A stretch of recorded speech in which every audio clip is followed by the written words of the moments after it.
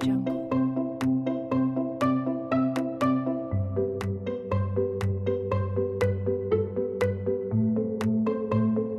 Audio Jungle.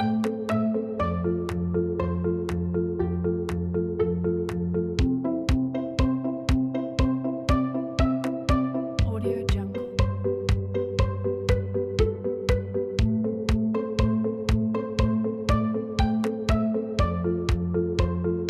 Audio Jungle.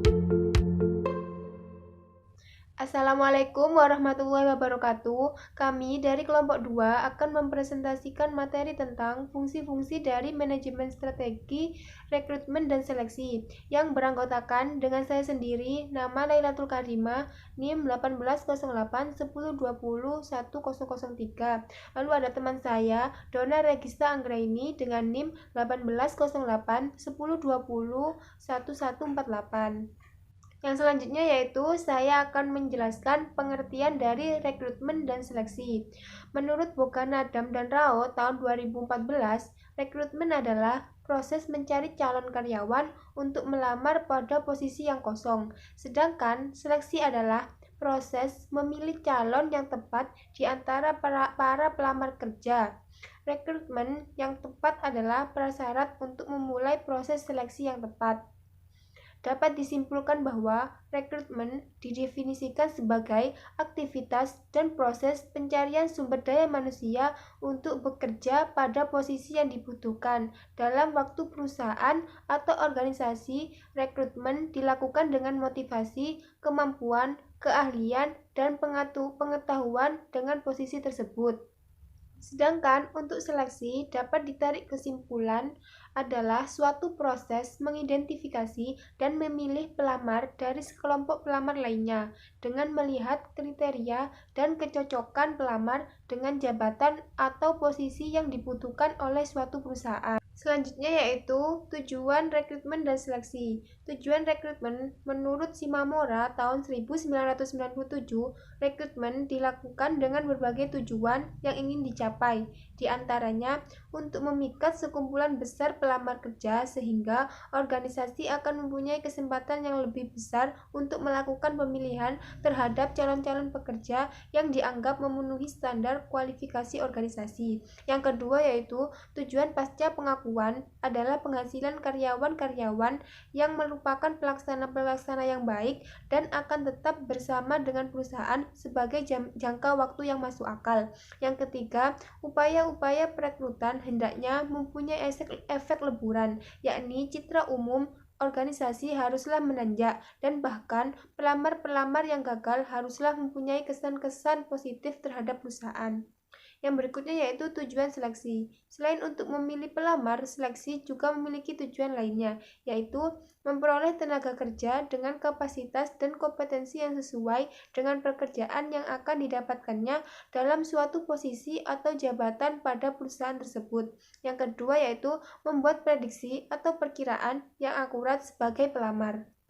Yang ketiga, mempertahankan ataupun mengembangkan sistem seleksi dapat menghasilkan karyawan produktif dan mencari peluang untuk meningkatkan cara kerjanya merupakan hal terpenting pula untuk keberhasilan perusahaan. Yang selanjutnya yaitu fungsi dan prinsip-prinsip dari rekrutmen. Fungsi rekrutmen antara lain yang pertama, mendapatkan calon tenaga kerja yang sesuai dengan yang dibutuhkan oleh perusahaan. Yang kedua, mengurangi kemungkinan keluarnya karyawan karena jabatannya sesuai dengan kemampuan tenaga kerja. Yang ketiga, membantu organisasi atau perusahaan menjadi lebih berkembang karena adanya sumber daya manusia dengan motivasi, keahlian, dan pengetahuan yang lebih tinggi. Yang berikutnya yaitu prinsip-prinsip dari seleksi. Yang pertama, perilaku masa lalu merupakan prediktor atas perilaku di masa depan. Yang kedua, perusahaan harus menghimpun data yang handal dan valid sebanyak mungkin, yang kemudian akan dijadikan data yang tadi untuk menyeleksi pelamar terbaik. Yang selanjutnya yaitu manfaat dan jenis dari rekrutmen. Manfaat rekrutmen sebagai the right man of the right place. Hal ini menjadi pegangan bagi para manajer dalam menempatkan tenaga kerja yang ada di perusahaannya. Yang selanjutnya yaitu jenis-jenis rekrutmen. Perekrutan memiliki dua jenis yang dikelompokkan berdasarkan sumbernya. Terdapat dua sumber utama rekrutmen yang dapat digunakan, yaitu yang pertama, perekrutan internal. Pada jenis perekrutan ini, calon tenaga kerja yang akan direkrut difokuskan pada karyawan yang ada sekarang, seperti halnya promosi, yakni penghargaan yang diperoleh oleh karyawan berprestasi dari perusahaan tersebut, atau proses transfer dari dalam perusahaan tersebut, dan karyawan lain dengan kontrak sebelumnya dengan suatu perusahaan tersebut, seperti contoh, kenalan tenaga kerja lama, mantan karyawan, atau mantan pelamar. Yang kedua yaitu perekrutan eksternal. Perekrutan eksternal ini bersumber pada karyawan dari luar perusahaan yang diterima dari lowongan pekerjaan yang dilakukan perusahaan. Menurut Dassler tahun 2008, perekrutan yang bersumber dari luar dapat dilakukan melalui periklanan, agen-agen pekerjaan, yakni agensi politik, agensi non-profit, agensi swasta, ada pula melalui perekrutan dari perguruan tinggi. Yang selanjutnya yaitu metode dari rekrutmen dan seleksi. Ada berbagai macam metode yang dapat digunakan dalam proses perekrutan. Yang pertama yaitu metode terbuka. Metode terbuka melakukan dengan cara merekrut karyawan yang melalui iklan di media massa. Hal ini dilakukan untuk mendapatkan banyak lamaran, sehingga kesempatan memperoleh karyawan yang baik dan sesuai dengan keinginan perusahaan menjadi berpeluang lebih besar. Yang kedua yaitu metode tertutup. Metode tertutup merupakan rekrutmen di kalangan terbatas, hanya untuk karyawan dan orang-orang tertentu saja, sehingga lamaran yang masuk tidak terlalu banyak karena info lowongan kerja ini tidak dipublikasi secara massal. Pertimbangan untuk melakukan metode tertutup ini dikarenakan perusahaan tidak akan terlalu banyak menerima lamaran yang kurang sesuai dan menganggap lamaran yang begitu banyak akan sulit memperoleh karyawan yang baik. Yang selanjutnya yaitu metode seleksi. Dalam proses seleksi penerimaan karyawan baru terdapat dua metode, yaitu yang pertama metode non-ilmiah, yaitu seleksi yang pelaksanaannya tidak didasarkan pada kriteria standar atau kebutuhan nyata suatu pekerjaan atau jabatan. Metode ini didasarkan pada perkiraan dan pengalaman saja. Seleksi ini tidak berpedoman pada uraian spesifikasi pekerjaan dari jabatan yang akan diisi. Beberapa unsur yang diseleksi berupa surat lamaran, ijazah sekolah, penampilan fisik pelamar, atau surat keterangan kerja. Yang kedua yaitu metode ilmiah, yaitu metode yang didasarkan pada spesifikasi pekerjaan dan kebutuhan nyata yang akan diisi serta berpedoman pada kriteria dan standar tertentu. Unsur dalam metode ini adalah metode kerja yang sistematis, berdasarkan analisis jabatan, berorientasi pada kebutuhan karyawan dan prestasi kerja. Dalam memilih metode seleksi, seorang manajer bertanggung jawab untuk memperhatikan beberapa faktor, seperti jabatan yang dibicarakan, dampak metode terhadap kandidat calon karyawan, dampak metode terhadap manajer dan pihak lain yang terlibat, kelayakan pelaksanaan metode dalam sumber daya, keterampilan dan waktu yang diperlukan, dampak terhadap perusahaan, kemungkinan metode atau teknik yang dilakukan memberikan hasil yang diharapkan. Baiklah, selanjutnya saya Dona Regista Anggraini dengan NIM 180 810 201 148. Di sini saya akan melanjutkan pembahasan selanjutnya yaitu mengenai strategi rekrutmen dan strategi seleksi. Nah, yang pertama saya akan menjelaskan terlebih dahulu mengenai apa saja sih strategi rekrutmen ini. Nah, strategi rekrutmen ini sendiri terbagi dalam beberapa tahapan. Yang pertama ada perencanaan rekrutmen, di mana dalam hal perencanaan ini perusahaan harus selalu mempersiapkan segala hal yang akan menunjang proses perekrutan supaya berjalan dengan maksimal. Nah, dalam perencanaan rekrutmen ini, Departemen HRD harus sudah mempersiapkan segalanya, mulai dari kualifikasi pelamar, posisi yang dibutuhkan, jumlah kebutuhan, dan sebagainya, seperti itu. Nah, selanjutnya ada di mana tempat merekrutnya karyawan.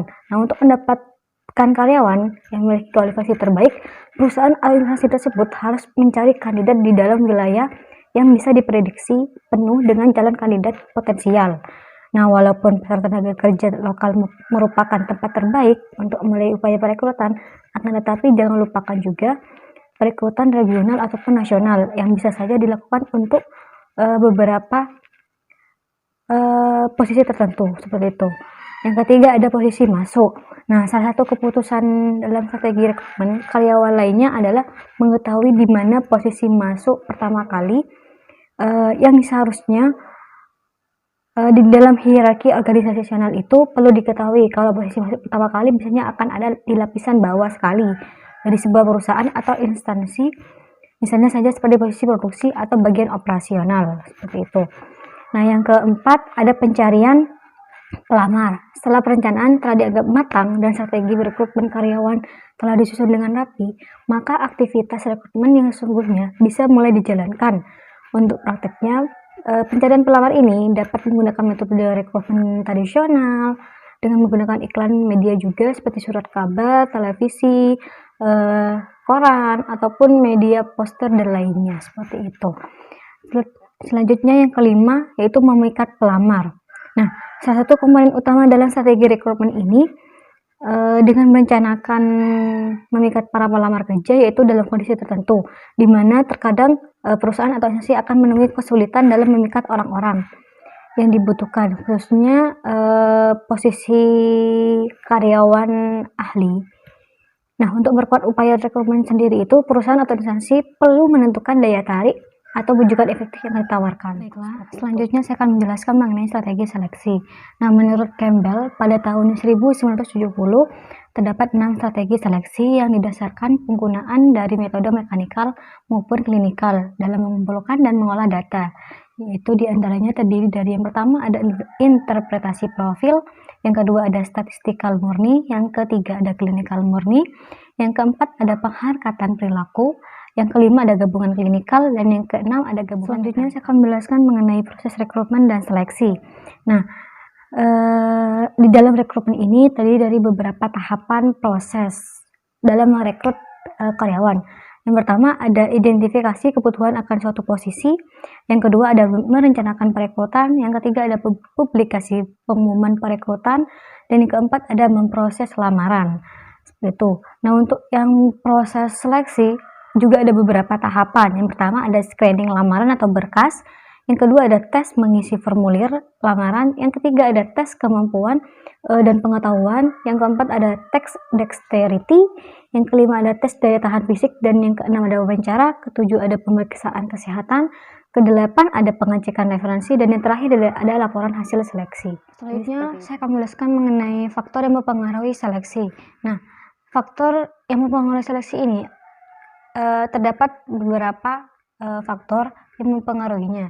Itu yang pertama ada salah dalam memperkirakan konsekuensi seleksi, yang kedua ada kebijakan perusahaan dan sikap manajemen puncak dari perusahaan tersebut, yang ketiga ada waktu yang dialokasikan dalam pengambilan keputusan seleksi yang cukup lama, dan yang terakhir pendekatan seleksi yang digunakan berbeda-beda tergantung pada jenjang posisi-posisi dalam perusahaan tersebut.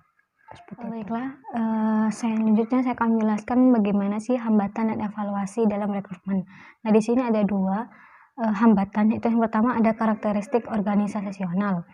Nah, karakteristik organisasional ini sangat berpengaruh terhadap desain dan implementasi sistem dari rekrutmen pada suatu perusahaan. Yang kedua ada citra perusahaan. Nah, citra perusahaan ini akan menjadi acuan utama bagi seorang pelamar dalam memilih pekerjaan. Maka dari itu, demi mewujudkan citra yang baik, tak sedikit dari suatu perusahaan memiliki kebijakan organisasional yang mana akan dijadikan sebagai acuan dalam pengambilan keputusan. Jadi seperti itu. Selanjutnya saya akan menjelaskan mengenai perbedaan dan hubungan rekrutmen dan seleksi. Nah, di sini yang pertama ada definition. Nah, definition ini dalam rekrutmen yaitu bagaimana cara kita mengembangkan teknik seinisiatif mungkin untuk menarik lebih banyak kandidat. Nah, sedangkan seleksi perbedaannya dan hubungannya itu bagaimana proses mencari kandidat yang paling sesuai untuk pekerjaan di organisasi. Yang kedua ada function. Itu fungsi rekrutmen mendahului proses seleksi. Sedangkan di dalam seleksi, fungsi seleksi dilengkapi dengan melakukan penawaran dengan memberikan surat pengangkatan. Seperti itu. Nah, yang ketiga ada spesifis, yaitu di dalam rekrutmen, kebijakan rekrutmen menentukan tujuan perekrutan dan memberikan peraturan untuk pelaksanaan program rekrutmen. Sedangkan seleksi, kebijakan seleksi terdiri dari serangkaian metode atau langkah atau tahap di mana evaluasi calon dilakukan. Dan yang keempat ada involves in, di mana perekrutan sendiri memiliki dua aspek penting. Yang pertama, untuk mengetahui jumlah lowongan yang akan diberitahu. Yang kedua, mendekati kandidat potensial untuk mengajukan lowongan tersebut. Sedangkan untuk seleksi sendiri melibatkan dalam pembuatan keputusan bersama. Yang pertama, organisasi memutuskan apakah akan melakukan penawaran pekerjaan kepada kandidat. Nah, yang kedua, calon tersebut memutuskan apakah akan menerima tawaran pekerjaan atau tidak, seperti itu. Nah, yang kelima ada action. Di dalam rekrutmen ini, perekrutan melibatkan aktivitas menyatukan mereka yang memiliki pekerjaan dan mereka yang mencari pekerjaan. Sedangkan di dalam seleksi sendiri, seleksi melibatkan perbandingan perilaku, sikap, kinerja dua orang ataupun lebih, seperti itu. Selanjutnya yang keenam ada proses. Nah, dalam rekrutmen ini umumnya merupakan proses positif yang mendorong calon orang untuk melamar pekerjaan, seperti itu. Sedangkan untuk seleksi umumnya merupakan seleksi proses negatif yang akan melibatkan penolakan calon yang tidak sesuai. Jadi seperti itu. Terus yang terakhir ada usefulness, yaitu di dalam rekrutmen agar proses rekrutmen menjadi efektif, kebutuhan organisasi disesuaikan dengan kebutuhan pemohon. Seperti itu. Sedangkan di dalam seleksi agar pemilihan personil tepat sehingga membantu manajemen dalam mendapatkan pekerjaan secara efektif. Jadi seperti itu. Ini kami mempunyai studi kasus dalam rekrutmen dan seleksi, di mana yaitu di sebuah pesawat yaitu Emirates, yaitu yang merupakan sebuah maskapai penerbangan yang berpusat di Bandara Internasional Dubai, Uni Emirat Arab. Nah, maskapai ini mengalami perkembangan pesat sekitar tahun 2000-an di saat maskapai lain berjuang untuk bertahan dari kebangkrutan. Nah, Emirates ini sekarang melayani berbagai tujuan di Timur Tengah, Timur Jauh, India, Afrika, Eropa, bahkan di Amerika Utara. Nah, Emirates Group ini menawarkan berbagai kesempatan kerja yang beragam setiap tahunnya, yaitu seperti apply job secara online dengan browsing melalui website emirates.com. Seperti itu. Nah, jika memang saat terjadi kekosongan, maka pihak HRD akan mencari kandidat yang sudah mengapply pada saat kekosongan atau melakukan pencarian untuk menemukan kekosongan yang cocok. Maka akan dilihat dan bisa juga diseleksi, seperti itu. Baiklah, sekian, terima kasih dari kelompok kami. Kurang lebihnya mohon maaf. Wassalamualaikum warahmatullahi wabarakatuh.